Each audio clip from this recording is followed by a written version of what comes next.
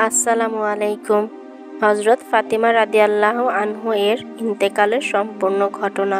আলী রাদিয়াল্লাহু আনহা ফজরের নামাজ আদায় করার জন্য মসজিদে গেছেন। হযরত ফাতিমা রাদিয়াল্লাহু আনহা এর গায়ে অত্যন্ত জ্বর অবস্থায় ঘরের সমস্ত কাজ শেষ করেছেন। আলী রাদিয়াল্লাহু আনহু মসজিদ থেকে এসে দেখেন ফাতিমা রাদিয়াল্লাহু আনহা কাঁদতেছেন। আলী রাদিয়াল্লাহু আনহু প্রশ্ন করলেন, ও ফাতিমা, তুমি কাঁদো কেন? ফাতিমা রাদিয়াল্লাহু আনহা কোনো উত্তর দিল না। ফাতিমা রাদিয়াল্লাহু আনহা আরও জোরে জোরে কাঁদতে লাগলেন।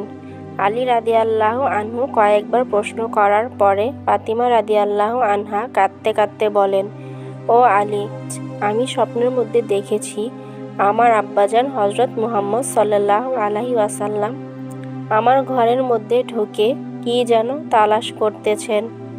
ঘর থেকে বাহির হওয়ার সময় আমি পেছন দিক থেকে আমার আব্বাজানকে ডাক দিলাম, ও আব্বাজান, আপনি কি তালাশ করতেছেন?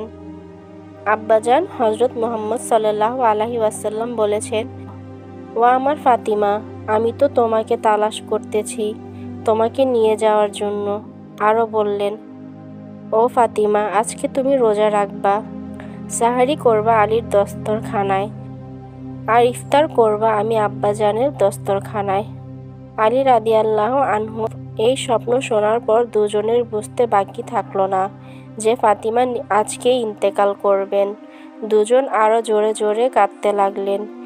এই সময়ের মধ্যে হযরত হাসান হুসাইন রাদিয়াল্লাহু আনহু এসে জিজ্ঞাসা করলেন, আব্বাজান ও আম্মাজান, আপনারা দুজন কাঁদেন কেন?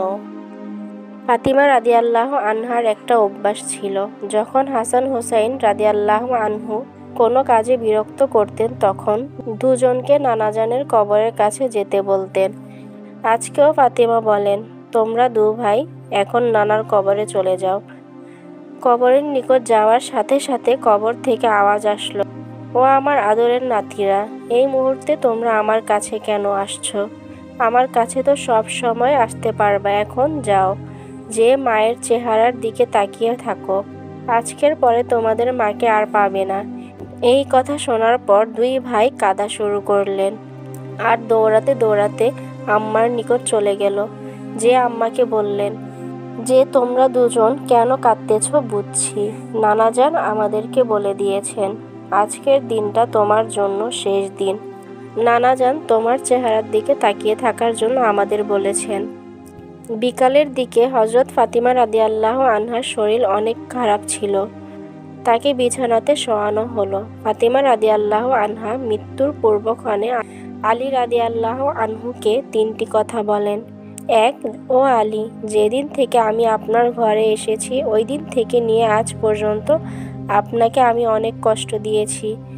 আলী, আপনি যদি আমাকে ক্ষমা না করেন তাহলে কিয়ামতের ময়দানে সন্তানের কারণে আমি মেয়ের কারণে আমার আব্বাজান অনেক লজ্জিত হবেন। বলেন আমাকে ক্ষমা করলেন কিনা? আলী রাদিয়াল্লাহু আনহু বলেন, ফাতিমা, তুমি এসব কি বলতেছ? আমি আলী তো তোমার যোগ্য ছিলাম না। তোমার আব্বাজান দয়া করে মেহেরবানি করে তোমাকে আমার কাছে বিয়ে দিয়েছেন। বিয়ের দিন থেকে নিয়ে আজ পর্যন্ত আমি আলী তোমাকে কোনোদিন ঠিকমতো দুবেলা খানা খাওয়াতে পারি নাই। ও ফাতিমা, তুমি বলো আমাকে ক্ষমা করেছো কিনা? তুমি যদি আমাকে ক্ষমা না করো তাহলে আমাকেও কিয়ামতের দিন কঠিন শাস্তি ভোগ করতে হবে। 2, ও আলী, আপনার সাথে আমার দ্বিতীয় কথা হলো, আমি মারা যাওয়ার পরে আপনি বিয়ে করে নেবেন দুনিয়ার যে কোনো মহিলাকে আপনার পছন্দ মতো। আপনাকে আমি অনুমতি দিলাম। আমার বাচ্চা দুইটাকে সপ্তাহে একটা দিন আপনার কোলের মধ্যে করে নিয়ে ঘুমাবেন। 3, ও আলী, আপনার সাথে আমার তৃতীয় কথা হলো, হাসান হুসাইন যখন বালেগ হবে তখন দুই ভাইকে আল্লাহর রাস্তায় সোপর্দ করে দিবেন এবং আমাকে রাতের বেলায় দাফন করবেন।